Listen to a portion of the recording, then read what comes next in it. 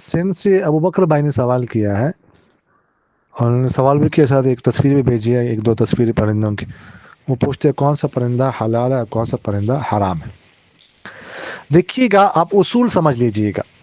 باقی مجھے زیادہ پرندوں کے نام نہیں آتے اور زیادہ کے بارے میں نہیں جانتا، بس اصول آپ یہ سمجھ لیں کہ جو پرندہ اپنے پنجوں سے زخمی کرتا ہے، ٹھیک ہے، اور اپنی چونچ سے شکار کرتا ہے، ٹھیک ہے، تو وہ پرندہ حلال نہیں ہے، وہ حرام ہے.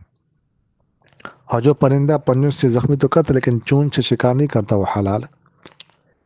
اس طرح وہ پرندہ جو صرف مردار کھاتا ہو، ٹھیک ہے، دانے وغیرہ کھاتے نہ ہو، تو وہ بھی حرام ہے، حلال نہیں.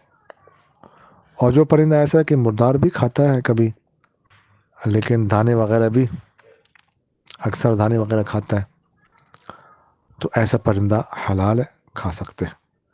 اب یہ آپ دیکھ لیجئے جس پرندے میں یہ اصول ہے، تو جو اصول جس میں پایا جائے گا اس کے مطابق جو ہے اس کا حکم ہوگا. جزاکم اللہ خیر.